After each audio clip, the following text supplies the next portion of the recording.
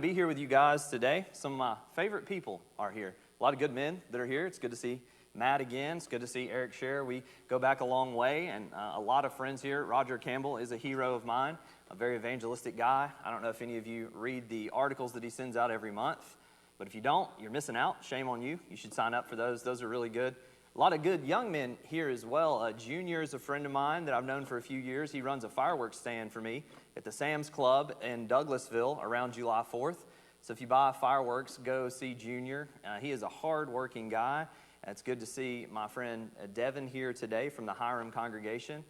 He has really grown a lot. He has an event that he's volunteering at in Atlanta later today, and so he can't stay the whole day, but he still came. You know, I love that because you could easily make an excuse. Well, I'm volunteering. Wow, that's a great thing to do, but he still came today, and so I'm excited that he is here.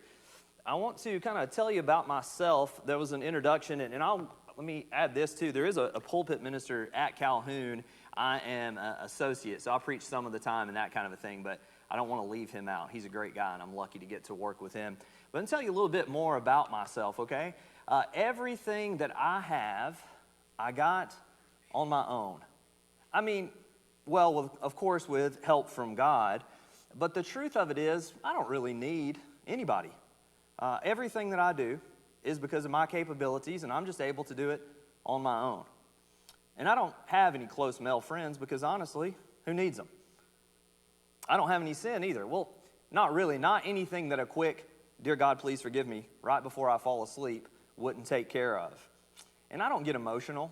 You know, I almost did when my dad died at his funeral, but I bottled it up and I held it together because, well, that's what real men do.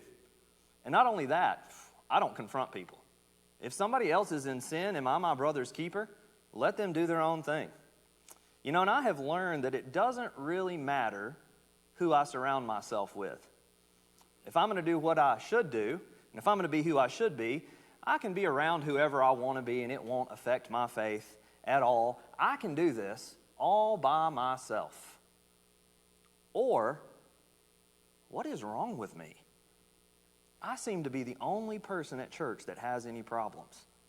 I come in and they're singing anywhere with Jesus I can safely go and about how great life is, and I don't feel that way. I see them on social media and everything looks good. I come into the church building and everything looks good, and I look around and I think, am I the only one with problems? Am I the only one with addiction, with a struggle of any kind? And because if people here knew me, like the real me, they would not like me. They wouldn't understand. They would judge me. And so you know what that means that I need to do? I need to have the public me. Hey, brother, how's it going? Great. How are you? I need to have the good posts on social media. But then I have the real me that does things that if you knew about them, you wouldn't like me. You would distance me. You would judge me. And so I need to live a double life in order to be happy and also to be safe from the people around me. Now, I don't know if either one of those things were hard for you to hear, but they were hard for me to say. But the reality is that we have a lot of men, maybe even some here, that fall into one of these two categories. They are a lone wolf who does everything on their own, and that's all that they need, and they don't need anybody, they think, or they think they're the only one with any problems, and so they keep them to themselves as long as they possibly can. The problem with that is these problems are going to come out. And we can control how and to who, or we can bottle them up and they'll come out without our permission. And so what I want to talk about today is some ideas that maybe can help you if you're in one of those categories or if you want to work with a man who is. Because if we're being honest, we have people in our congregations and in our lives that feel these exact ways and are dealing with these exact things. Now, we started a men's group a few years ago that there was a guy that was converted. And then 2 days later, his school shut down because of COVID, and he came home. And we started a men's group for him. He had been converted in a men's group in college. He came home to this men's group, and he thought, man, every Church of Christ has these great, authentic, transparent, biblical men's groups that get together. And I'm like, man, we just started this one for you, okay? And so this is the obstacles that our men's group had to overcome is people who thought, I am good all by myself, and people who thought, man, I am messed up, and I am the only one. You know, in America, we have so much opportunity that something has been said, you can do anything you want in America, and you can do it by yourself, And as a matter of fact, you should be strong enough to. And a steady dose of do your best and good work ethic is very healthy. That is a good thing. But the do everything on your own mindset is detrimental to your faith and to the church. So do it on your own, very American. Do it on your own, very anti-Christianity. And so some of us think that, well, I can do this on my own and I don't need any help. So as I told you this, I want to add this too. I'm going to put this up at the beginning and end of every lesson, my contact information. Sometimes I'll use a scripture and someone will say, oh, that's not what that means. And so that's the complaint department, is all those ways right there. And I welcome that. All jokes aside, let me know if I mess something up. But also, if there's something that I've said that's helpful to you and you want to talk to somebody, it's best if you have some local people to talk to, but sometimes it's good to talk to somebody that just doesn't know the situation, and I'm willing to help with that if you have any interest. But the two guys that we mentioned before have kind of been the background for why I wanted to share some of these things. And I want to tell you about this guy, Rod Selman, that I mentioned, who was converted. He grew up in my hometown of Rome, Georgia. He had a teacher in high school who invited him to the Church of Christ, and he said, nah, no thanks. But he went to college, and he was searching, and he saw this bearded guy at a college fair at his local college, and he bonded with him. And over a 2-year period, he learned the gospel, and he ran from it at first. He shut the guy out and said, no, that can't be true. But eventually was converted, and 2 days after his baptism is when he was sent back home to Rome, Georgia. And so his college minister called me and said, hey, I've got a new convert coming home. Awesome guy. You need to disciple and mentor him. And I said, yeah, I know how to disciple and, checks notes, mentor people. But just in case I have absolutely no idea how to do either one of those things, what do you suggest? And so his college minister, he's probably disappointed in me, and I don't blame him. But he said, well, we have this men's group. It meets once a week, and we talk about the kind of things that you just don't get the opportunity to talk about them in a larger assembly, right? Or if the little old lady comes up to you at church and says, how are you? Maybe not the best person, unless you're a little old lady, to open up to and just give everything. And so we started that group for him. And so when we started it, new convert and me, we're going to meet every Tuesday night in my basement. And that doesn't sound like a great group. That sounds kind of creepy. And so I thought, well, I don't want to scare this guy off, so I'm going to have to find some other people to be in the group. So who's going to be in this group? So we looked around the congregation, and I picked out some guys that I thought had plateaued. It seemed like they were 1 foot out the door, or they were attending, but that's all they were doing was attending. They wouldn't help with the services. They weren't bringing friends. They weren't evangelizing. What is going on in this guy's life that he's not doing these things? And so we started a men's group. We invited maybe 8 guys, and maybe 7 of those said yes. And so here we are, a men's group, every Tuesday night, 8 of us meeting in my basement.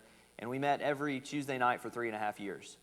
And we probably missed less than 3 meetings in that entire time. And so the things that I'm going to be talking to you about are because of the conversion of one person, and they're also things that we have field tested. And as we went through this, we learned some statistics, and none of these are going to be exact, but they give you a good picture of how things look in our country. About 45% of marriages end in divorce. And if we're saying 55% don't, just anecdotally from your life, how many of those do you think are happy? I mean, we call it, hey, they made it. But some of those limp along. And you may even be in a marriage or know a marriage that is like that. So of the 55% that make it, what percentage of those are happy and life-giving versus a struggle? It says 69% of kids are raised in 2-parent homes, but that means that 31% are not. And you know how important mom is, and you know how important dad is, and you know how important both are to a family. And then 1 in 5 adults, and I bet this has probably gone up because these statistics are a couple years old, but 1 in 5 adults experiences a mental health problem each year. Now, experts say that you guys, me too, are less likely to seek help for any kind of mental issues than the women are. Why do you guys think that is? Bunch of prideful people, that's right. Easy to say out loud, but then harder to confront. Okay, very good. I think that's true. What else? Any other reasons that might keep men from doing it? Yeah, it's embarrassing, right? I think about this story a lot, is the emperor's new clothes. Have any of you seen that, right? So the emperor I think he's commanding, hey, I want some clothes to be made for me. And this amazing designer comes in but runs out of time. And so pretends, oh, here's this clothing. It's nothing. He's holding up nothing. But you have to be really gifted to even see it. And so the king wants to be gifted, so he sees it. And then all the people around the king see it. And all the people are saying, wow, beautiful clothes. The king's actually naked. He's not wearing anything. It's embarrassing. But everyone is tricked into this delusion of thinking, oh, wow, I don't want to be the only one who can't see these beautiful clothes. Everybody else sees them, so I see them too. Until a little boy sees him and says, hey, he's naked. And then everybody realizes, oh, he's not wearing anything. None of us are this, we're missing out, we're not special. He's just not wearing anything, and we've all been pretending. And so we're embarrassed, but really the strong thing to do is to admit when something is actually there and a problem. It's actually immature to have a problem and not be willing to admit it. And some of us are like that with physical doctors, right? We don't want to go because we don't want to hear what they have to say. But look, if you've got something in your teeth, like a piece of spinach from salad or something, it is there whether you want to admit it or not. It's a level of maturity that will take that kind of advice. And I don't know what kind of friend you are. I'm the kind that tells people, hey, you got something in your teeth, you know. Maybe if we've just met, I might let you figure it out from someone else. But this is what a lot of us do, is we want to pretend that there's nothing in our teeth. We want to pretend that nothing is real because we're embarrassed. All right, anything else that might keep us as men from seeking some help? I think we're the ones that feel the responsibility of bearing the whole burden of the family or the job or whatever. And the responsibility of admitting weakness, we feel like the whole thing might crumble. Mm-hmm. Yeah, that's good. And we're going to talk some more about some way, because that is the reality of it. And that's our God-given job, is to carry a lot more than the congregation carries or than the women carry. You know, there have been times for my family, I've told my wife something. She's like, well, why didn't you tell me that earlier? And I'm like, I'm holding back certain things that you just don't need to have to deal with, right? That's not I'm keeping you in the dark. But there are just things, you don't need to know everything that happens in those situations. Same thing for a congregation sometimes, right? You don't want to sweep things under the rug and you don't want to hide things, but people don't need to know everything, and that is part of the leadership. While that reality is true, we'll talk about later in the day how we can still bear that burden and how we can live without being crumbled by it. So about 50.8% of the American population is female, but about 60% of our congregations are. So it means we have more females in the church than we have even in society. And so I think some of these reasons feed into that, because men are less willing to admit some of these things and to look for a need for help. And so you see symptoms in society of men who are not willing to address problems, who pretend that they're not there. You see irritability. You see anger. You can see noticeable changes in mood, difficulty sleeping or sleeping too much. Trouble feeling positive emotions or maybe even any emotions at all. And really, that's in society and as a whole. When's the last time you went to Walmart and were like, what good service? Everybody here just did the best they could with a smile on their face, right? And so you see in society, man, sometimes people are just upset. And it's because of these reasons, not understanding these things and not talking about them. Now, as Christians, we do have an advantage. We have the Bible. And boy, that's everything. We have prayer. We have the church. But we're not immune to these struggles. And just because we have some of God's tools doesn't mean we always use all of them. We talked about the armor of God, right? Which piece of the armor of God could you do without? Well, none. Duh, that's a silly question. But then which one of God's tools could you do without? Well, there's where the rubber meets the road, because sometimes we try to do without them. So if only there was a man in the Bible who could show us what it was like to handle problems in a godly way, that we could just step 1, step 2, step 3, emulate. Well, thankfully, there is. There are probably several, but we're going to use Nehemiah as a framework. So if you will, turn to Nehemiah chapter 1, and we're going to get as far through the book as we can today in each of our 5 different lessons and look at some things that Nehemiah did that turned him into a good leader. And so as you're turning there, let me just quote Genesis 1:26 for you. Then God said, let us make man in our image after our likeness. So we as men have been made, as humans have been made in the image of God. And so part of what they did at Lake City, that this is modeled after, and part of what we're trying to do here is, yeah, I know the world says whatever is a man, but who cares? Because I want to know what God says a man is, because that's the kind of life that I want to emulate. And so as we think about being made in the image of God, what do those good men that are lifted up and held up as an example in Scripture look like? What does a godly man look like? Because we care what God says makes a man. All right?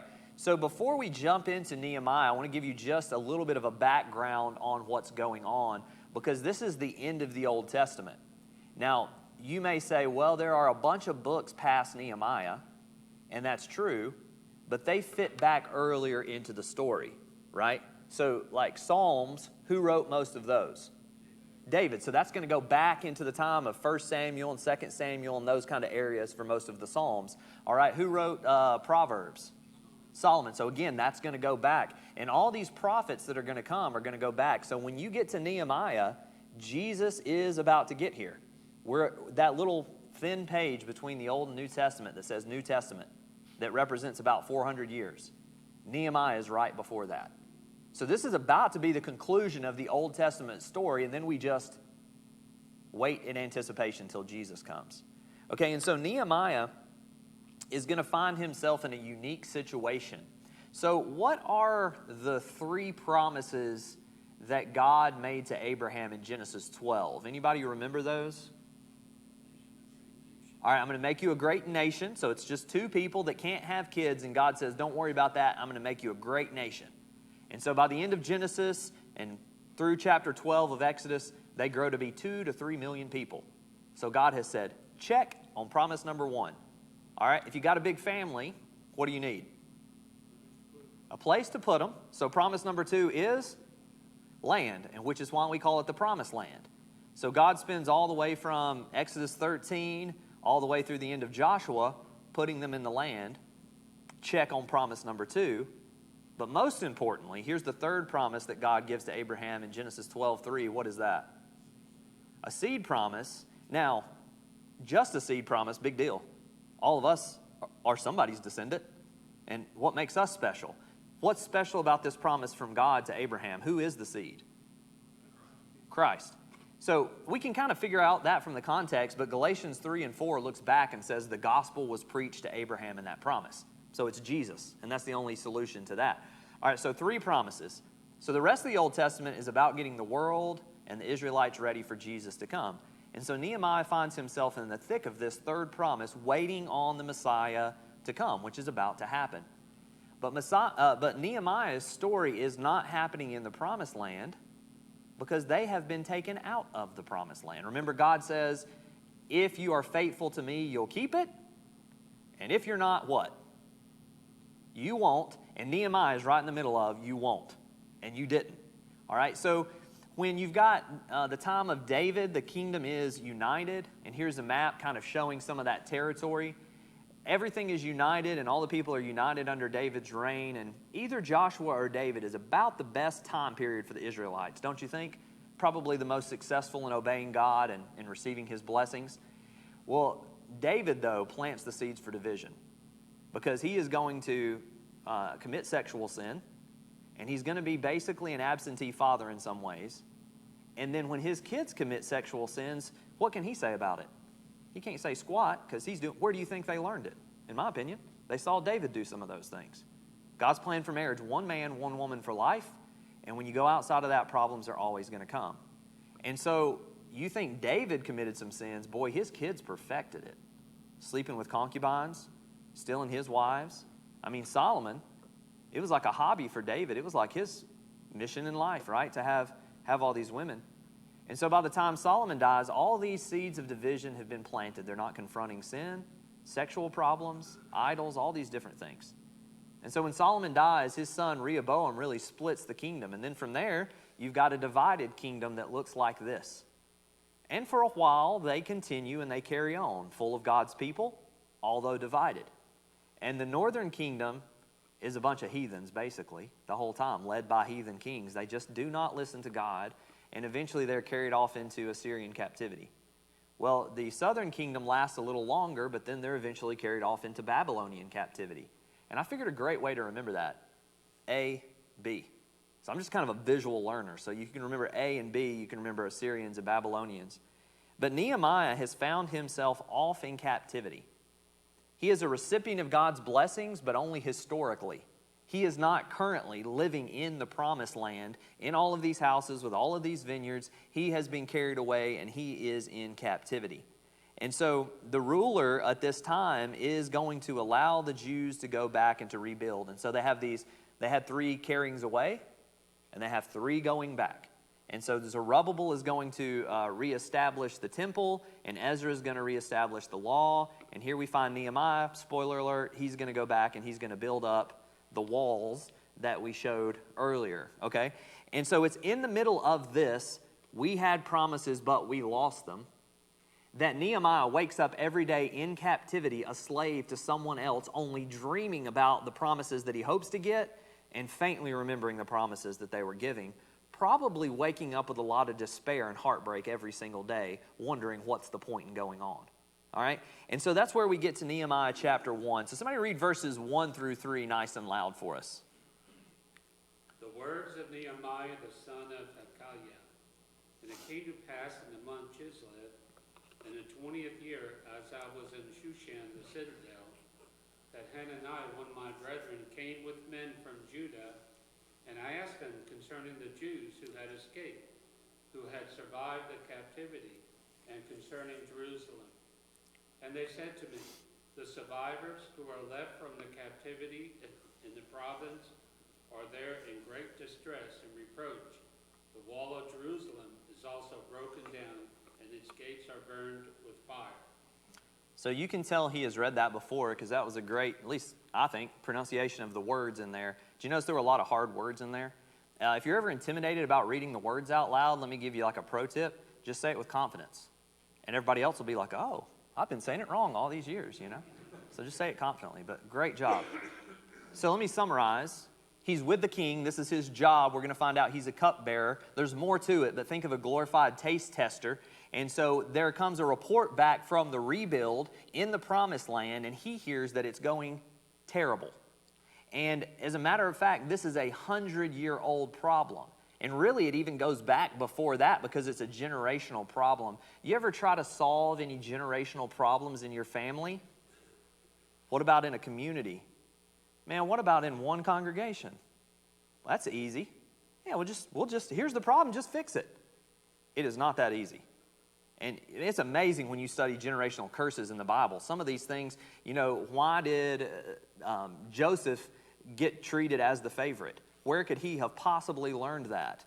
Well, that's exactly what Dad did. Well, where could he have possibly learned that? That's what Dad did. Where could he have learned that? That's what Dad did. And so a lot of these sins continue to go down. Why do we have problems in churches now? Sometimes we'll have splits in an area, and why can't we rework those things? Because those things take a while. Why do we have, even still in some places, racial segregation in churches? Well, because people made mistakes 100 years ago, and we have not figured out the way to fix all of that yet, okay? And so sometimes problems take a while. And so Nehemiah is being presented with a 100-year-old problem. Now, if Nehemiah wanted to put in a job application, if the rebuild said, if you'll go to wallrebuild.com and just upload your resume, would you hire Nehemiah to fix the wall? I mean, what experience does this guy have? Some of you are in construction, and if a guy wanted to come work with you at a pivotal spot, and he said, yeah, I've been in catering for quite a while. I'm a sous chef. You say, those dainty little hands? I don't even know what a hammer is, which end to use, right? You're not hired, okay? So Nehemiah is going to, in a minute, put in his application, as it were, for this job.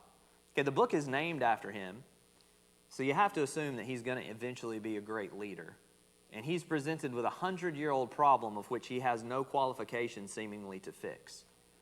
So before we read, let's pause for a second. Nehemiah's a man, I'm a man, you're a man. What do we do when a problem is presented to us? Look for a solution to the problem. Okay? Boy, howdy, this problem is lucky that it has me. You know, all y'all's wives are blessed because they just bring you a problem and you say, honey, I got the solution every time. And your wife loves that, doesn't she? I read an article about 5 years ago that has changed my marriage and my life. It said when someone starts to tell you a problem, ask them, do you want advice or just someone to listen? Isn't that simple? It changes everything, because if they want advice, you're like, okay, you're getting out the calculator, putting the pencil behind your ear, you're ready to go. But if they just want you to listen, you say, no, she didn't. She didn't, no way, I can't believe it, right? You're just listening, okay? So what we would do is come up with a solution, right? What Nehemiah does is not that, and is really the reason that he's going to be usable. All right, somebody read Nehemiah chapter 1, read verses 4 through 5. And as you're getting ready to read that, what Nehemiah does here is the answer to this problem.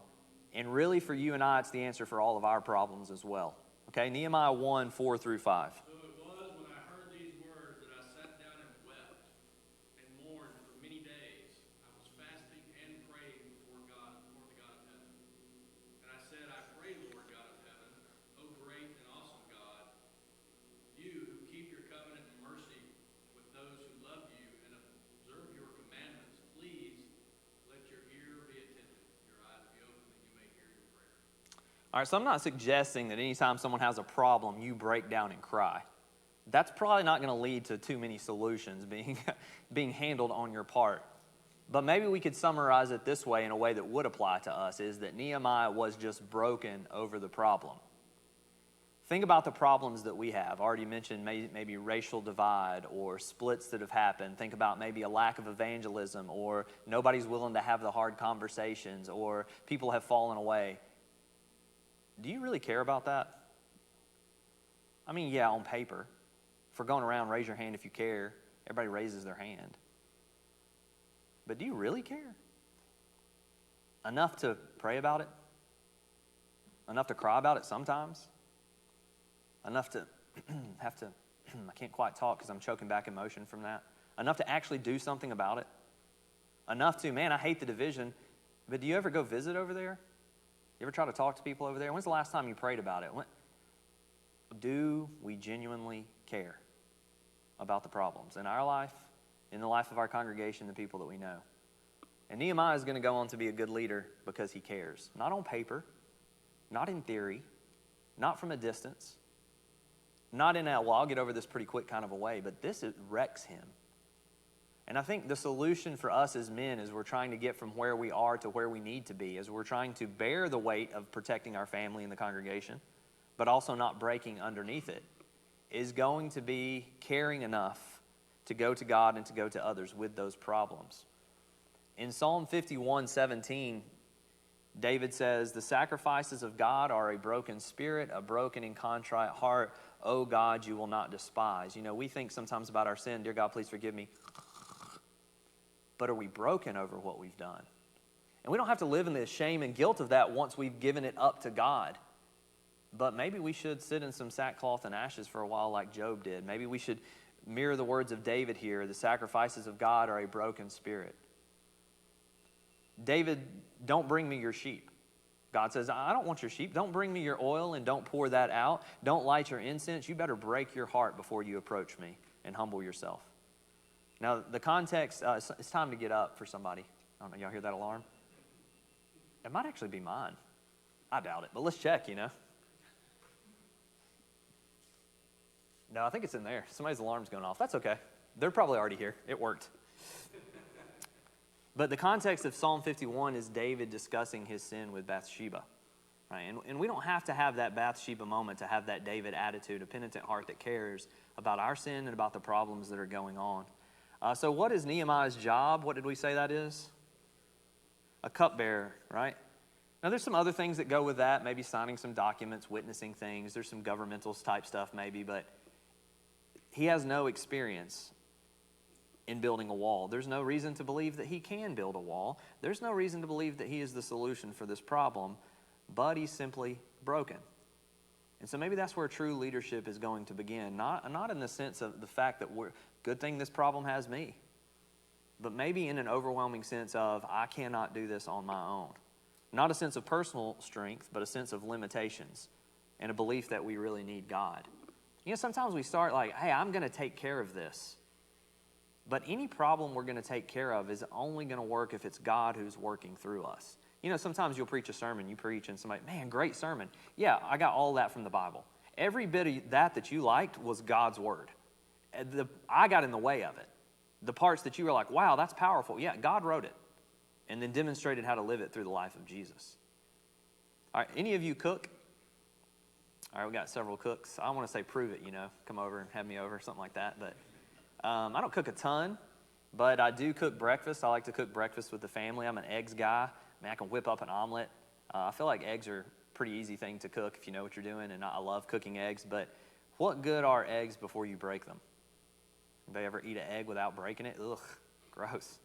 Got to break the egg. And sometimes I think we're that way as well. What good are we before we're broken? A lot of times the answer is maybe none at all. And sometimes people can't be used until they're broken. So confidence can be a good thing, right? It's good with ladies. It's good with business. It's good with speaking. It's good with almost everything in your life. But it can be a problem. What are some problems that come with confidence? Overconfident, right?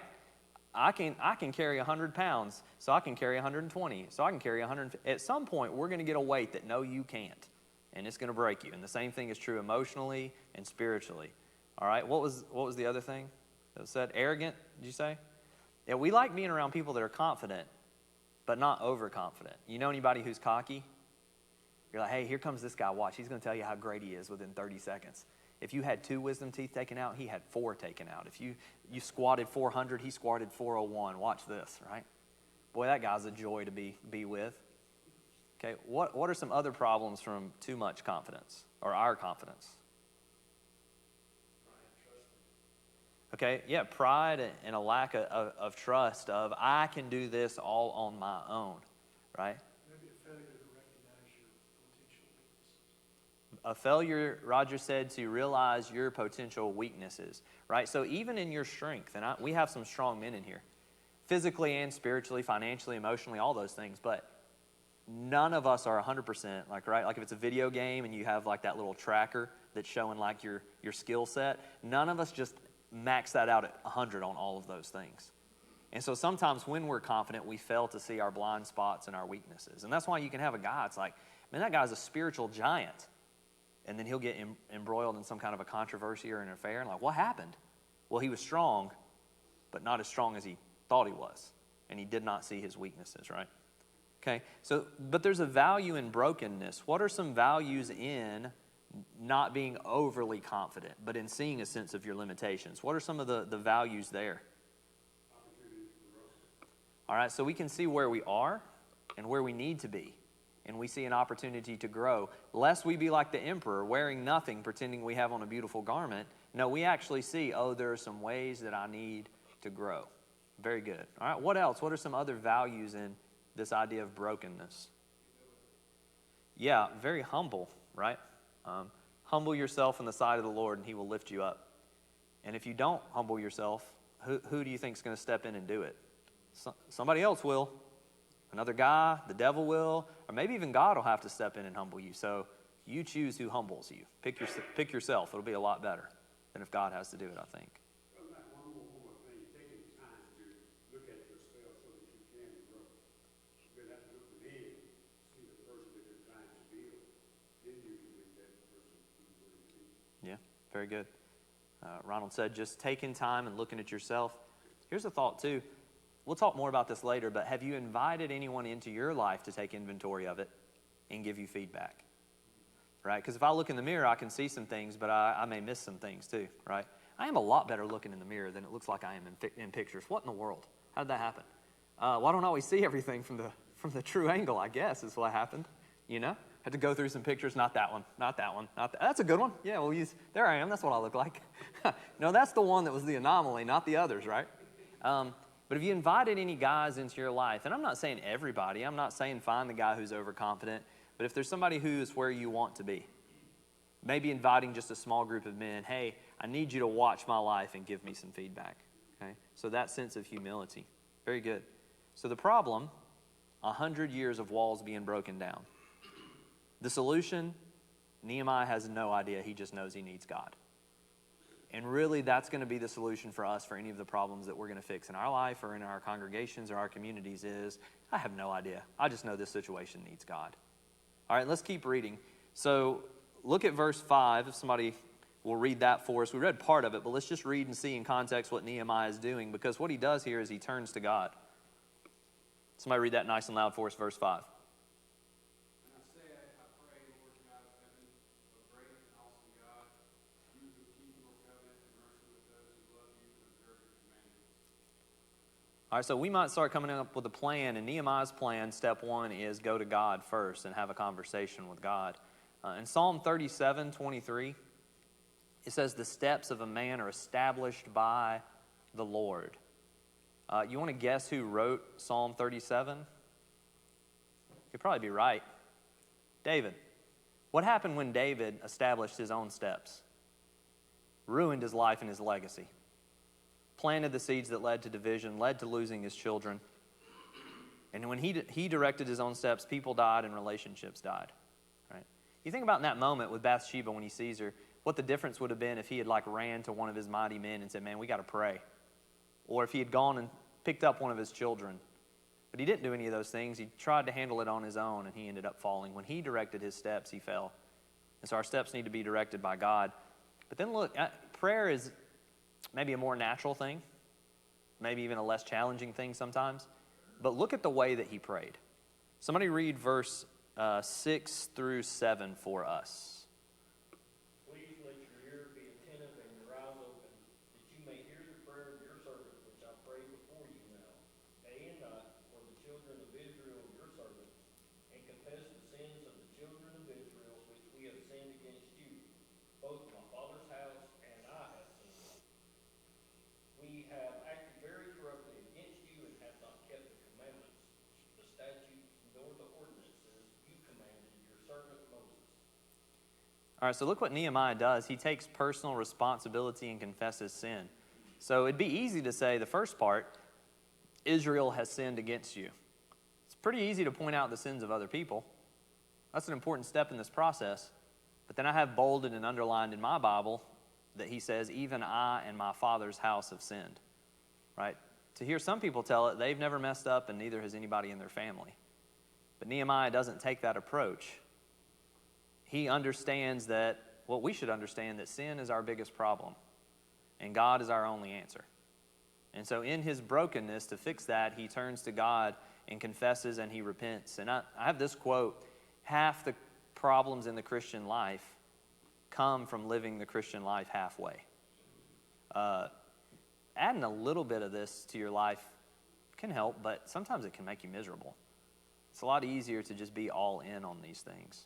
Think about if you're impatient, okay? If you look at pornography, if you're not tender with your wife, if you lie to your parents, if you're a kid here, if you're limiting what God can do with you and what God will do with you and how much he can bless you. And so Nehemiah knows there's no chance I fix the wall unless I fix me first. Now, why were the walls broken down? Was it because they were bad wall builders? Had nothing to do with their ability to lay brick and mortar down. The walls were broken because they were broken spiritually. And God would not put up walls physically when the spiritual walls were the problem. And so Nehemiah recognizes something pretty important. This isn't a physical problem that I'm addressing, it's a spiritual one. Unless I get the spiritual thing fixed first, these walls are never going up no matter what else we do. Like the armies didn't lose. They didn't get carried into captivity because they weren't good at fighting. Because God fought their battles for them. But when they stepped out of that relationship with God, when their sin separated them from God, and God let them leave the nearness of his side, they lost those battles. They would not win those battles unless they step back into the nearness of God's side. And so it is for us. If we are trying to fix generational problems, spiritual problems, family problems, marriage problems, overcome pornography, and we're doing it by ourselves, away from the nearness of God, we're just punching against the wind. We'll never win. And so Nehemiah takes responsibility for these things. You know what confession is? It's a cool picture. Homologeo is the Greek word, but we know homo means like same. And legeo is like word or saying. So it's the same saying. So when we confess, all we're doing is pulling up alongside the truth, right? So when you became a Christian and you confess, I believe that Jesus is the Son of God, did that make it true that he is? No. What you think about it is irrelevant as far as whether it's true or not. Jesus is the Son of God, and everything the Bible says about him is true. He's God in the flesh, he's humanity, all these things. He's perfect. But when we say it, all we do is we just see eye to eye with the truth. And so when we confess, it's the same thing. God sees things exactly how they are. The confession is for us to then see the reality of how things are and to pull up alongside God's truth. And so here, Nehemiah confesses to God. We'll talk about this more, but God's not the only person that we confess to. In Romans chapter 10 and verse 10, it says confession is made with the mouth. Now, does God need us to say anything out loud to know what we're thinking? No, and that's terrifying sometimes, isn't it, if we're honest? Oh, shouldn't have thought that. Didn't say it. That would have been worse, but shouldn't have thought that. But we confess so that other people can hear it as well. Think about the idea of saying something out loud that's hard to say, confessing a sin, telling someone. Okay, what does saying our sins out loud do for us? All right, it holds us accountable because now if you know, you can ask me about that thing. Very good. What else? You're not hiding anymore. Right. The putting something in the light is one of the best ways to kill it. Sin loves darkness and isolation. One of the Proverbs says, he who isolates rages against all wisdom. Right? Why is that? Well, because that's where sin thrives, is in the dark and by yourself. Okay? Very good. What else?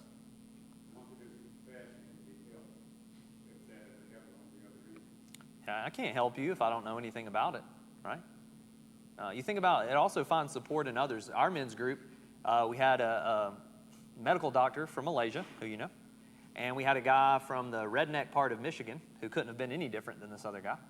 And they're talking about things, and the medical doctor lays everything out about how he feels, and the guy from the redneck part of Michigan looks at him and says, that is exactly how I feel. Wow, look at that, support, commonality.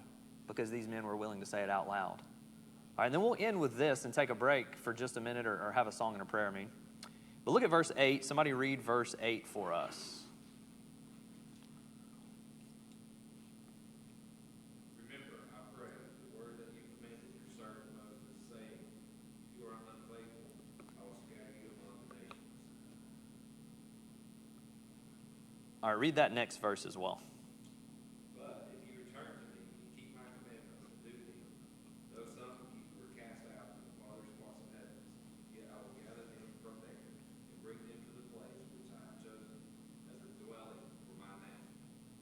All right, so what New Testament word does if you return sound like? Sounds a lot like repentance. What is repentance? I'm going this way, it's my way, who cares what God thinks, who cares what you think?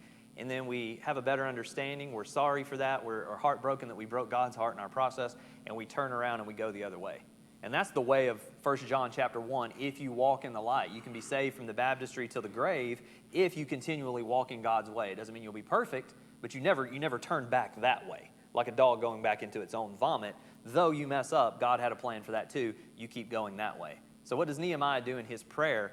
I used to think if people were, I was like, quit preaching at God in your prayer. You're telling him everything he said. But then I read this from Nehemiah, and Nehemiah is saying, well, now God, remember, you said, and I thought, okay, well, maybe that's okay if we quote God back to God, I guess. Nehemiah did. But he says, hey, if we return. And so what's he saying? That the walls are down because they were down, not because they were bad walls. And so not only does Nehemiah want to get well, but he admits he's part of the problem. And not only does he admit he's part of the problem, but he's willing to do whatever it takes to return back to God and get well. And so we'll end with this question for you to think about is, do you want to get well? If you're struggling with something in your life, marriage issues, pornography issues, some kind of a secret sin, just being weak, maybe being complacent, not being who you need to be. If you are, do you want to get better?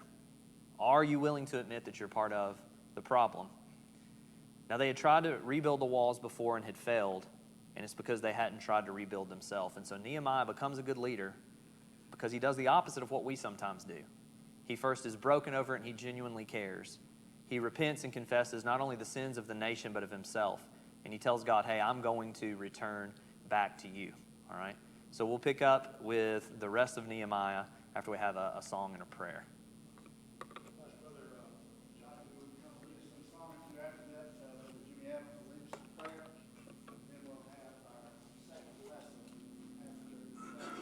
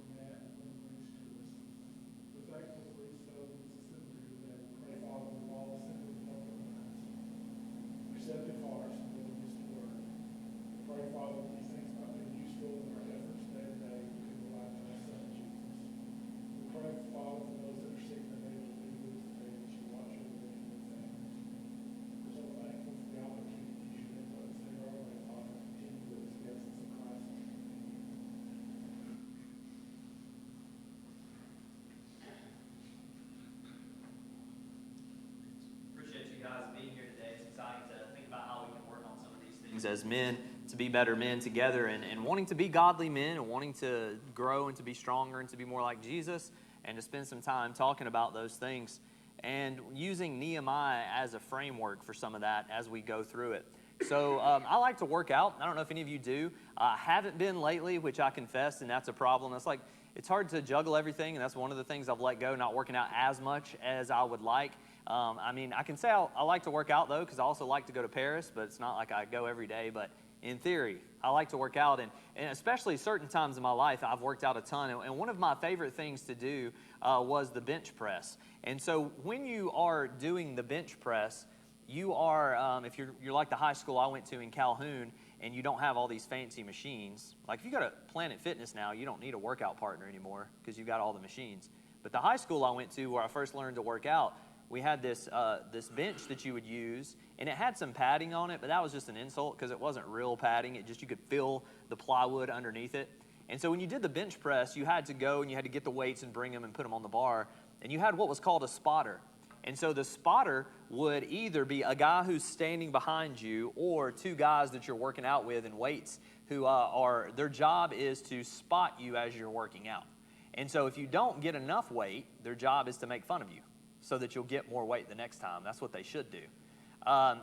Or if you get enough, they're just looking there and they're encouraging you. If you're struggling, they may say, come on, you can do it. They may have to put a couple of fingers under the bar. They may have to put a hand on there. Or if you were cocky, overconfident, then they may have to put both hands on there and save your life, okay? When you are struggling with that weight that is above you, is not a good time to look around and try to find your spotter. He went to the bathroom. He's getting some water. He's talking to a girl. He went home. You need somebody that is close enough to look you in the eyes to see what level of help that you need. And Christianity is the same way. As you're going through the struggles of life, as you're bearing the burdens for the congregation or for your family, you need some guys who are spotters for you, who are close enough to look you in the eyes and see what level of help you need.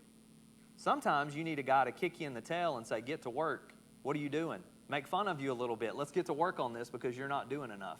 Sometimes you need a guy to just encourage you a little bit. Sometimes you need a guy to put a hand on you, to put both hands on you. And sometimes you need a guy to spiritually save your life. And when you're going through a tough spiritual time, it's not a good time to look up and to be by yourself and say, where did that guy go? He went home. He has found a wife. Okay? We need people close enough to look us in the eyes. And Galatians 6:2 uses this weightlifting analogy to bear one another's burdens. So we're talking about earlier, it's natural as men, we do need to wear. This is a God-given role of taking care of certain things, protecting people, not letting them know every little thing that's going on because we wear that. But the thing is, we cannot wear that on our own. Think about Paul and, who would you say? Paul and who? Yeah, everybody said different people. There's a reason for that. Paul spent a lot of time with different people. Paul and Silas, Paul and Barnabas, Paul and John Mark, then not Paul and John Mark, and then Paul and John Mark again, right? You think about an eldership. There are a plurality of qualified men. If we don't have a plurality, we have a problem. If we don't have qualified men, we have a problem. And so we need a plurality of qualified men. Why? Because God doesn't want any of us carrying this all on our own, but to bear one another's burdens. And we get that with working out, but sometimes we don't get that spiritually. Remind me to talk about this between the break, but I'll come back to that later. So let's think about this in Nehemiah. So if you'll turn to, we're still in Nehemiah, but look at chapter 2 this time. We're going to look at verse 1 in just a minute. All right, what do you say, or what do people say when you say, how are you? What do you say to that? Good and fine. And those are the only two acceptable answers. That is the only thing that people ever say. Now, are you sometimes good and fine? Everybody at least sometimes good and fine? Anybody who's never good and fine? We need to focus on you more. We're sometimes good and fine. But are you always good and fine? No. So the point then becomes, who do you honestly answer this question to? Now, the little old lady that we mentioned earlier who comes up and says, hey, sweetie, how are you? Maybe we don't unload on her. Or maybe if a 5-year-old boy comes up to us and asks us how we are, we don't unload on him, unless we're, a little old lady or a 5-year-old boy. But do you have anybody in your life that you can honestly answer this question to? Because we're not always good and fine, and no one is. All right, but look at this play out in the life of Nehemiah. The king is going to ask basically this question. So somebody read nice and loud for us, Nehemiah chapter 2 and verse 1. And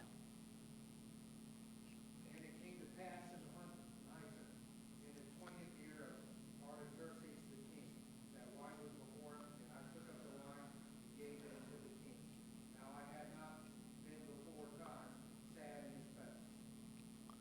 Okay, so how does Nehemiah feel? Chapter 1, he's broken, he's humble, he knows God is the solution. He prays. He says, God, we've sinned and we've messed up and we are sorry and we want to return, and I confess that to you.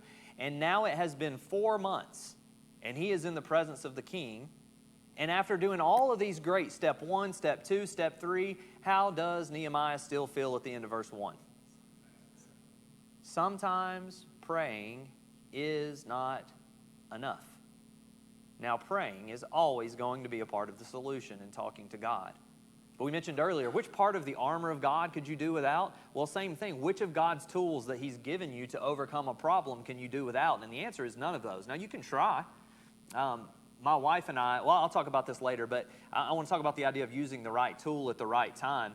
And we've done some house repairs where we've learned from that. But we'll get to that in the confession lesson.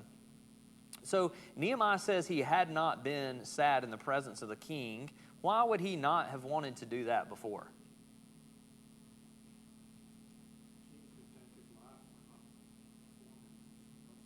Very good, yeah. And so you see that in the story of Esther as well. You can die if you go into the king's office sad before his throne. And you think about that, that sounds dramatic, like especially in our modern world. How dare you and your sensibilities be offended to the point you could fire someone or, in the king's situation, kill someone. But you think about it, the king doesn't need you to be sad because you and your wife got in a fight on the way to work. He's trying to rule the entire kingdom. And I'm sure it's very sad that you, as one of his employees, your dog died last night. But at the same time, the king is having to worry about an invading army. So your job is to come in here and help the king, not bring your problems to work. And so it could be, especially with ungodly kings, a death sentence. And so what does the king basically ask Nehemiah? Somebody read for us verse 2. Therefore the king said to me, why is your face sad, since you are not sick? This is nothing but a sorrow of heart. So I became dreadfully afraid. The king says, if I can paraphrase, don't say you got a tummy ache or you didn't sleep well last night. This isn't physical sickness. You're heartbroken. This is sadness of the heart. And so the king basically, in our terms, would be saying to Nehemiah, how are you? Now, if Nehemiah answered like we do, what would Nehemiah have said to the king? It's nothing. No big deal. I'm good.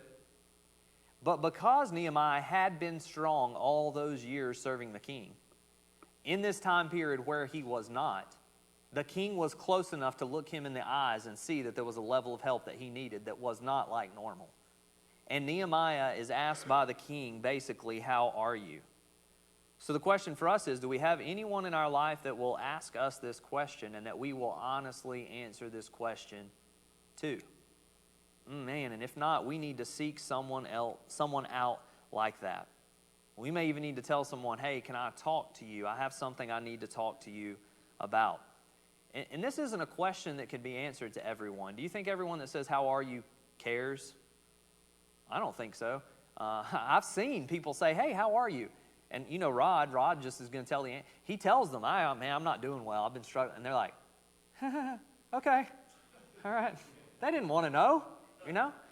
And not everybody wants to know. Some people want to know, but they want to know so they can tell somebody else. You ever told somebody something over here and then you hear it over here? Well, what in the world? I didn't tell you. I told him. How'd that travel over? So not everybody is trustworthy. But we've got to find people in our lives that we can answer this question to. Yes, sir. That's right. We might need to change questions, right? How are you? If you keep asking that and people keep answering it and you don't like it, quit asking it. I guess say, good to see you, and move on, right? Yeah, if you ask the question, be ready. And see, our words don't mean anything a lot of the time. That's the problem. We got to make sure our words mean something. And when we say, how are you, it's not just good to see you, right? Very good. Thank you. So we have to find people in our lives that we can actually answer this question, how are you, too? Now, we don't need leaders who act like they don't have emotions. Now, we don't need them to just be falling apart all the time and a weeping mess in front of us, but neither do we need them to be about as emotion-filled as that brick wall. We need leaders who can act like and handle and know the emotions that they have. They can understand their emotions and master them. Right? That's why a lot of times, why do you see a guy just fly off the handle? He has not figured out what his emotions are, and he has not figured out how to master them. And so when something comes up, he flies off the handle because he doesn't recognize it, and he's not in control of them. They're in control of him. So we need to be honest about how we're feeling so that we can master that. All right, so Nehemiah didn't do what we do. Yeah, good, fine. But let's look at how he answers. Somebody read verse 3. And said to the king, may the king live forever. Why should my face not be sad? When the city, the place of my father's tombs, lies waste, and its gates are burned All right, so Nehemiah is honest about his feelings and his needs. And so what do we normally do? I don't know, maybe not all of us, but some of us surely. What do other people? How about that? What do other people? What do people do with their emotions? Yeah, a lot of people suppress them. And we've talked about why. Pride. We've talked about maybe a culture that just doesn't want to hear it. Maybe we've talked about we have this sense that to look like we have everything together, which is silly because sometimes you don't. Things stink sometimes. Sometimes things are hard. Sometimes you fall to temptation. So you know it. And the thing is, everybody else here is going through shades of that in some way, right? Maybe not all the time. And there are some spiritual giants among us. But, man, come on, we don't have it together all the time. And so Nehemiah is honest about his feelings and his needs.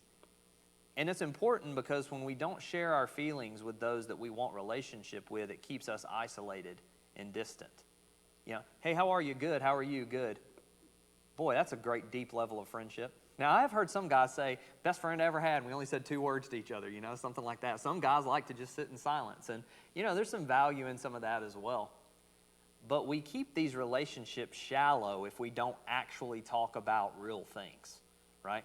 And so we keep people distant from us and isolated, and it leaves us lonely. It leaves us without the strength, without the community of other people that we need to make change. And so, yes, God expects us to pray, but Nehemiah prayed, and nothing changed completely yet. Things start to change as he uses another one of the tools that God has given him, which is other people. And I think about, I don't know if you guys are like this. Do you have any verses that you think about all the time? And it may not even make sense how much you think about it, right? So 2 Corinthians 7:6 is like that for me. And it says, God who comforts the downcast comforted us by the sending of Titus. So somebody somewhere was praying, dear God, I'm struggling, help me. And God said, okay, check, here's Titus. So sometimes the way God helps us is by sending someone else. And so this is another one of those tools that Nehemiah is going to use is other people. And if we're not ready to be part of a real community, we're not, until we understand our feelings and can ask for help with them. So think about if you're trying to make a change in your life. Addiction, anger, anxiety, depression, loneliness, complacency, some of these generational challenges we've talked about. That is a tough place to be by yourselves. And if you're trying to do things on your own, you're not using one of the tools that God has given you. I was going to mention, I mentioned my wife and I, we flip houses. And so you can say that if you've done 1 or if you've done 1,000. We're house flippers. Well, we're a lot closer to 1 than 1,000, but we've done a couple. And when you get to a house sometimes and everything's supposed to be done, I have found that there's always 1 or 2 little things that just didn't get done. And I'm not very handy. So I have shown up, the first time I showed up not expecting that to be the case, there was a nail sticking up out of the stairs. So the house was done, but the front porch had a nail sticking up. And I go look in my car. Now I carry a tool bag because I've learned from it. The only thing I had in my car was a screwdriver. Has anybody tried to nail in a nail with a screwdriver before? Some of y'all are laughing. Yeah, okay, I'm not the only one. Good. What happens when you try to nail in a nail with a screwdriver? It breaks. It probably only took you 1 time. I broke 2 screwdrivers, but I thought, that's a bad screwdriver, right? Okay. But if you try to put in a nail with the wrong tool, it's not going to work. So now I carry a hammer, I carry a screwdriver, flathead, and Phillips head with me everywhere I go. Allen wrenches, just because when you show up at something, you need the tool to do the job. And so it's the same way with this. If you're trying to overcome a problem in your life on your own, you are not using all of the tools that God has given you. And I went through Scripture as I prepared for this, and I looked really closely, and I made a list of everyone in the Bible who has done it on their own. So this is one of those things you can take a screenshot, and then the rest of your life you'll be like, hey, here are the men and women of the Bible who did it on their own. Here's the full list, nobody. And we're tempted to think about a couple of people. We might go to Jesus. But before he had that temptation in the wilderness, he is baptized by John the Baptist, and he receives the Holy Spirit. As soon as it's over, he's ministered to by angels, and he selects the 12 apostles. So it's like this divine precedent that, yes, you're going to go through some things that only you can go through, and it's going to be just you and God. But you need to bookend that, surround that with other people. And you think about Joseph. Joseph did a good job for the most part, but at the end of Genesis 50, he cries, he cries, he cries. You just wring it out, and it's full of water of his tears. He was an emotional wreck at the end of that. So yes, he did a lot of it on his own, but at what cost? And then Joshua was the only other person that I could think of that came close. But each of these men, he had Caleb, he had Moses, he had all this mentorship as well. So no one does it on their own. But I mean, hey, you're going through something and you don't want to get help, you try. You just do it on your own. And maybe I'll be the first person to ever do it. Or maybe you will. But most likely we won't. So the king asked Nehemiah, how are you, and what does Nehemiah do? He actually is brave enough to answer the question, and he talks about his feelings. All right, talked about some of these, but maybe a different light. What are some obstacles maybe to talking about our feelings and needs sometimes? Lack of trust in the individual and their willingness to ask you something about the problem. You've never been let down by somebody, have you? A lot of times. Oh, man, me too. How about that? Lack of trust, because we have tried it sometimes, and it has come back to bite us. And that's the importance of realizing, hey, not everybody is somebody that you can trust, actually. Very good. All right, what else? And not being good at talking about your feelings. Yeah. If I ask somebody to vacuum in here, everybody, I feel like most of you guys could do that, and most of you probably would. There would be some challenges to it. What would be one challenge? I have no idea. Where is the vacuum cleaner? That's my biggest challenge, right? Then what do? Do I go between each row? I don't know exactly how I do that, but generally we'd be fine with it. Anybody in here, if the water fountain was just spewing out water, feel comfortable fixing it? I know a few of you would. Would anybody feel comfortable fixing the water fountain if it was messed up? All right, we got a few that would. I would not. Well, you're a genius and I'm a moron. Well, probably, but you've done that kind of work and I have not, right? So part of it is I just have not done it, so therefore I don't know how to do it. And I would even add to it, we haven't seen it done, and so we don't know how to do it, right? So there's a real lack of experience there on the nuts and bolts of it. Okay, what else? Devaluing, like don't see the benefit of it, that kind of a thing. Yeah, don't see the benefit. Like, well, what's the point? I have talked to several guys who, hey, I don't really need to talk about the things I'm going through, and I'm not trying to be tough on them, but then I've also talked to them after they were divorced, and they said, yeah, I thought I could handle this on my own. And they never talked about anybody. They devalued it. They didn't see the benefit.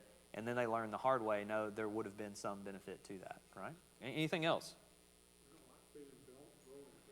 Yeah, when we are used to being held up as the strength in the congregation, as the strength in our own family, as the strength at work, to admit any kind of a weakness can make us feel very vulnerable, which is a place of fear. It's not a place of control, right? So giving up control. And it's interesting because how much control are we really in? We drive down the road and we pass another car, and what separates us from playing bumper cars is a white piece of paint down the middle of the road. And we are somebody checking a text message or sneeze away from hitting them. But we live our life as if we're in control of all these things. And so this even helps us to understand there's a lot of things I'm not in control of. All right, anything else? Maybe a negative experience where you wanted to do that and put it out there, vocalized a concern or an emotion, and someone discounted it. And that makes it even less likely that you. And if we're not good at talking about it, how good possibly could our peers be at receiving it? Right? I mean, we're playing football for the first time. I've never thrown and you've never caught. Probably not going to be a lot of completed passes. So just like we're not good at talking about it, we sometimes have to train the listener to be good at listening to our problems in a helpful way. And we've seen it abused. Some people, everything's wrong. There's some people, they haven't met a good situation, a good time they can't ruin. And so we've seen their negativity, and we've swung the pendulum the other way and said, well, fine, I just won't say anything ever, right? So there's a balance to these things, okay? Very good. And we talked about what happens when we bottle up pressure. You ever seen a science experiment? What is it, Diet Coke and Mentos? You put in a bottle, you shake it up, and then that thing explodes, right? And we are this way to certain degrees, some of us more than others. But when we bottle up these things, they are going to come out somewhere. And so you take a guy maybe who's dealing with like a pornography struggle. There's really a why at the heart of that. Yeah, it's lust, but there's always something else attached to that. That is usually a coping mechanism for things are not ideal here, and so this is a way in which I can have control, whether that's drinking or drugs or any of these kind of addictions. So that pressure is going to come out. Those emotions are going to come out somewhere. All right, so there are negative emotions that people feel: anxious, angry, lonely, afraid, sad. And a lot of us don't discuss those things. Pause from Nehemiah. Flip over to 2 Samuel 13. And this is one of the saddest stories and one of the saddest sentences, I think, in the Bible. Just a heartbreaking story. As a preacher, you battle with, do we say these kind of things from the pulpit because people need to know it? It's in the Bible. But also, there's some sensitive stuff in here that maybe some children, I don't really want my kids to know about some of this kind of stuff yet. They're just 10, 10, and 7. But together, as men, we can look at this. But 2 Samuel 13, in this story, Tamar is assaulted and raped by her brother Amnon. Again, we're talking about this generational sexual problem, this generational we don't confront, we don't talk about it. And when her brother Absalom hears about it, here's the advice he gives Tamar. Somebody read verse 20.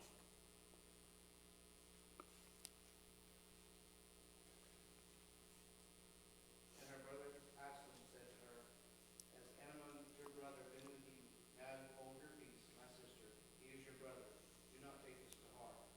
So Tamar lived a desolate woman in her brother Absalom's house. All right, so this is an extreme example. A woman has been raped, and it's a heartbreaking thing. And what does one of the family members do? Basically a version of just don't say anything. Right, this is your brother. You really want to cause problems? She's not the one causing the problems. She's the one with the problem. This is terrible. This should have been handled swiftly and quickly, but it's not. And so the price she pays is, the text says, she lives a desolate life. And again, this is an extreme example, so maybe it won't be as extreme in our life, but this desolation, this isolation, this loneliness, this emptiness is the price that we pay for quietness. So to summarize some of this, if we're trying to get through a life alone and handle our problems on our own, then we're not using all of the tools that God has given us, because one of those tools is each other. And we're not using the right tool for the right job. Now, don't really answer, "How are you?" to everyone. That would be one ditch. But find some people in your life that you can be honest with about how you really are. Have some people close enough to look you in the eyes and see what level of help you need with the weight that you're trying to bear. All right, now look at how the king responds. Because Nehemiah understands his emotions, he's brave enough to be honest about those, even at the cost of his own life maybe. He's honest about how he is and shares his feelings. And somebody read verse 4, and this is how the king responds.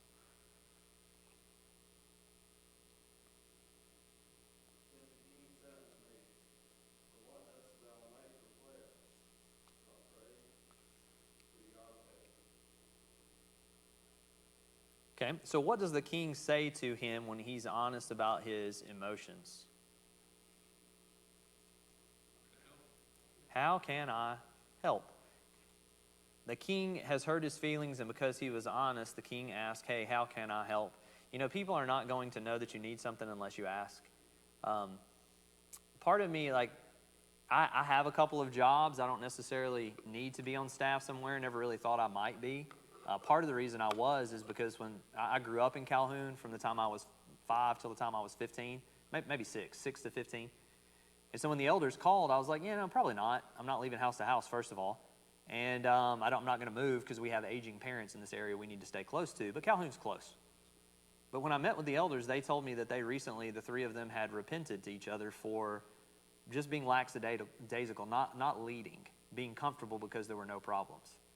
And when they realized the church wasn't growing and it was because of them, a couple of those guys cried and they repented to each other and vowed to make a change. When they told me that, I said, how can I say no to just being even a member here? I'd love to be a part of something like that, right? And I came over. But one thing, and I knew things change when you go from a very active member to on staff, It'd be naive to think that some things don't change. Some people expect different things of you. But I've heard horror stories of preachers getting in trouble with someone because they didn't go visit them at the hospital. And the issue is they didn't tell anybody they were at the hospital. So, Roger, next staff position you get, you better just go to the hospital every day and go in every room just in case some unreasonable person happens to go there and doesn't tell anyone, right? But how can you help people? How can people know to help you and if they don't know that it's going on? All right, I want to do an exercise with you real quick, okay? How many of you, if Chad called and said, one of our sweet widows sick, one of our brothers broke his ankle, could you just go over and mow his grass? How many of you would be willing to do that? All right. Chad, make a list of all these hands that are up. All right. One time my wife and I went to San Francisco on vacation, and just the two of us, and then my debit card got basically accessed illegally or whatever and got shut down. So somebody had made a copy of it at a restaurant or something and started using it. And so there I am in San Francisco, and my bank account has been frozen. It has, well, not as much money as I would have liked, but it had enough in it. And there I am without access to money. Okay, so if that happened to me or to Chad, how many of y'all would be willing to just Venmo me like $20 as a loan until I could get home? Anybody? All right, less. That's disappointing. But really make a list of these guys, okay? All right, so we have a lot of people that would be willing to help. Now, let me ask you this. How many of you have ever been going through a tough time? You've been injured. You've got too much going on at work. You're working 70 hours a week, not getting to see your kids that much. And you've called another brother and just said, hey, man, I hate to do this, but would you mind just mowing my grass this week? Raise your hand if you've done something equivalent to that. All right, we had 30 guys willing to help and 2 guys that have asked for help. Now, I'm not going to do the money one, but do you see the discrepancy? We got a room full of people that want to help and very few people that have been willing to ask for help. And so that can create problems in our churches when people want to help, but we won't let them. Yes, sir. I think sometimes there's also times where we're afraid of being a burden to people. I'll be honest with you. I feel, I'm always afraid of feeling like I'm going to be a burden to somebody. Mm-hmm. It's easy for me, it's easier to help someone, because I'm helping them. Suddenly you find yourself that it's been turned the other way around. Yep. I remember when I had to get surgery and all that. I felt very guilty about having people bringing food for me, and I wasn't used to that because I was used to doing it the other way around. Mm-hmm. And now suddenly I'm faced with that now. Yep. So it is hard sometimes, and then people say, no, let us do that, because if you don't let us do that, then you're stopping us from doing what we're supposed to do. Yep. And so I learned that a little bit, it was slow. I was Yeah. slow about it. But, Yeah. but I know what you're saying, but I think and I think guys tend to be more like that. I think they don't That's want right. to be burdens, Mm-hmm. Yeah, Eric had mentioned single guy had surgery, and people brought him food, and he felt a sense of guilt about that, right? And a lot of times we do, and it's one of those things we're talking about. What looks like weakness is actually a strength. To be able to say, I can't do everything, or look, you could have ordered pizza, you could have DoorDashed. It's not that you could not provide, but even giving space for someone else to serve you, right? A lot of times we think the work of the church is just preaching. There's only one pulpit, and there's usually a couple guys that share that. So if that's all there is, well, I guess the rest of us will just be consumers and sit here. But there's a lot more to be done than that. And actually, arguably, way more to do than that, right? But when we allow ourselves to take help, we allow others the opportunity to serve. Some people who will never speak, some people who aren't qualified to speak or allowed to speak. If that's all we boil it down to, we'll never be able to help. But some of the sisters love to do things like that, and we're allowing them to serve us, right? And I think part of this, why do we do this? Same thing, that pendulum. We've seen people take advantage of us. I've met some people, I could have 10 jobs, and it wouldn't be enough for how much they can spend and how much they are okay with me giving them. Same thing with my time. They'll take all of it, right? And so we've seen that and been negatively impacted by that, so we swing to the other side and say, well, I don't want to ever get help, right? Yes, sir? Well, St. John Peter having Jesus, he's like, you'll never want to feed Jesus. Like, he might have Jesus do Yeah. it for you. Yeah. We probably none of us would allow that. And Jesus is like, well, you don't let me help you, then that's the part of it. That's right. Very good. So if Jesus came to serve and we are to emulate that, but nobody lets us, we've been given a command that we can't keep because the brethren won't let us keep it, right? And so I think part of that, too, is a group. So let's transition into that, and we'll end with that these last few minutes. So verse 6, the request pleases the king. So Nehemiah makes his request in verse 5. Verse 6, it pleases the king. And so Nehemiah feels empowered, and he asks for help with supplies and safe passage. And I think God might look at us today and say, hey, you're praying and you're asking me for help. You're reading the scripture, which is great. You're doing your best, which is great. But what about everything else I've given you as tools? And part of that is other people. And we would say to that, maybe what tools, what are we missing? And part of that is this using other people's. And so how to fix things according to Nehemiah, and then we'll get into this next little section quickly, but be broken, go to God, take personal responsibility, confess sin, and repent. Then be honest about your feelings and needs and ask for help. And you may not have to do each of those steps every time, but some situations are going to call for each one of those and maybe all of them. All right, and then so let's end with this because I think it was brought up just now. Look at verse 9. So one thing you're going to see is that accountability requires a group and not just one person. If Eric is feeling guilty because he has to call and get some help with his lawn, and I just don't want to be a burden, and he calls me, if he called today, I couldn't do it. I would want to, but I'd have to tell him no because I'm speaking here and then going directly to my children's basketball game.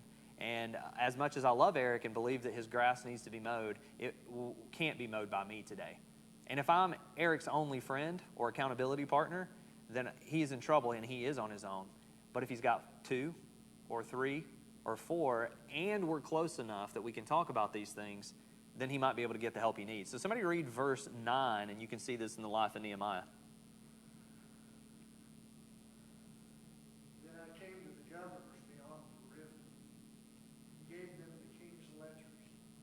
Now the king had sent captains of the army and horsemen with them. All right, so the way I understand it, Nehemiah had lived in Persia all his life, and it seems like maybe he thought a letter from the king would be enough to get him from where he was to where he needed to go. Hey, I've got to go through hostile enemy territory.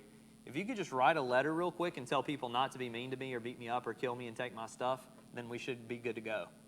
And I have to think the king said, oh, Nehemiah, and maybe Nehemiah knew from being at his side all this time, so maybe that's not true. But he does send with him these captains of the army and some horsemen. And so the king knows the dangers on the trip home, and there's a parallel for us. There are dangers on the trip that we are making. But unless we make ourselves, we do not have to make this alone. You literally have a room full of men today who are begging you to do what's right. And we'll help you. You're trying to overcome something that's on your phone. You don't have to have a smartphone to go to heaven, but it may keep some of us out of it. Throw it away. And tell a couple people that are in here, and we are begging you to do what's right, and we'll help you do it, and we get it, and we understand, right? Sometimes kids are dealing with things in school or in college, and maybe they keep those things to themselves, but God has given you an army to fight with you if you will let them. All right, and so we need people that we know who are in the area, who know the trip, who know the dangers, and who know the answers. So why do you need, I already mentioned one issue with Eric. I'm too busy to help him today, so one of you would have to. But why do you need to have more than one person in your circle to help you? With more people, there's more confidence. Yep. And there's more help, there's more advice that you can take. You may not have to give the first person advice, but if you've got 3 others, theirs is better than the first, then you're going to have to change what they said. That's the best advice. I'm going to use that to get out of the situation. I think it's Proverbs 11:14 says that where there's no counsel, people fail. And there's a wisdom in a multitude of counselors, right? So I'm going to take Ronald's advice and Chad's advice, but it stinks. And I'm going to take Roger's advice, and I'm definitely picking Roger or Ronald's advice. I don't know. Sometimes I might pick Chad's advice. And then this next question, these guys don't know, but Chad's been through this. I'm going to take Chad's advice. And so a multitude of expertise can really help. Okay, very good. What else? Anything else? You may have some different people with different areas that they can help you with. Like maybe person number 1 might be able to help you with one type of thing, but person number 2 can't. But person number 2 might be able to help you on a different situation that might come up. That person 1 can't do it. Yeah. So, that type of thing. Sometimes everybody's different. People are different. They have different personalities, and they may also have different qualities of what they can do. That's right. And so you can't always expect the same person to know everything and to do everything, because nobody's like that. We don't. Yep. None of us know every single thing. So, there might be somebody else like our brother over here that knows one thing that I would have absolutely no idea how to help this person, and he might be able to do it, and vice versa. Yep. Very good. So Eric was just saying there's different areas of expertise. Some of you guys I would never ask financial questions to. Some of you guys I may never ask spiritual questions to. But combined, I'm asking you financial questions. I'm asking you spiritual questions. We're all asking those of each other, right? Some people are good at some things. Some people are good at other things, right? Yeah. You might have the same temptation. You're Yeah. you need somebody else to make sure that doesn't happen. Yeah, so it's something like nobody understands an addict like an addict, and that can be a good thing or that can be a bad thing. It just depends on the people and the situation. What would you think about a guy who is always available every single time you call? Maybe. I mean, it's great that he'd be willing, but what if he literally is, yeah, I wasn't doing anything. I'm available right now all the time. What do you think about him?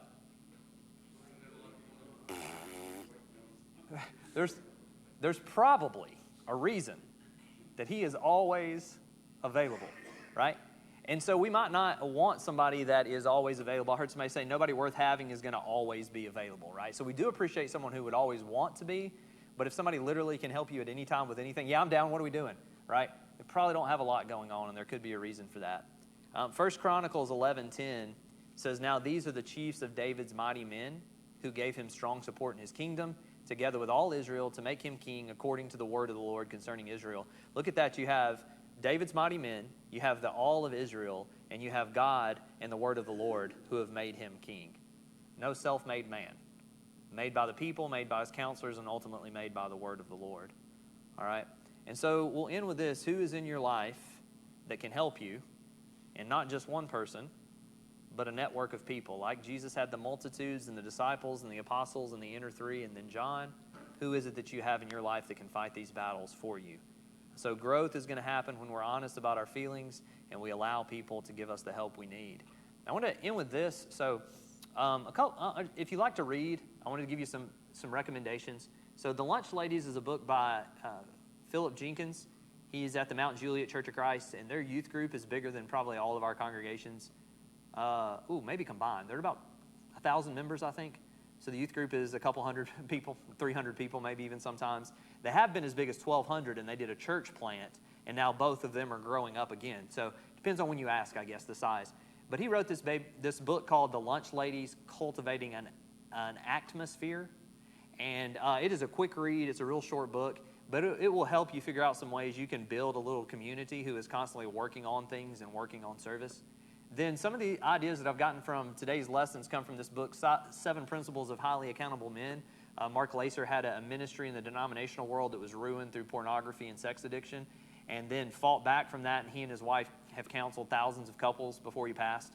And he wrote this book using some of the stuff from Nehemiah, but also his thousands and thousands of hours of clinical psychology. And then this other one, Contagious Disciple Making, is, I don't agree with everything in it, but it has a really good thing about how to use a group to grow yourself, to grow the church, and this idea of how disciple making in groups is contagious. And these guys have been to some congregations to speak. Wouldn't probably come to any of ours. So the first page or so, I'm kind of like, meh, but the rest of it's some really good principles. So it's just some things that if you're dealing with some of these, how do I build a group? How do we practice some of these things that can help you?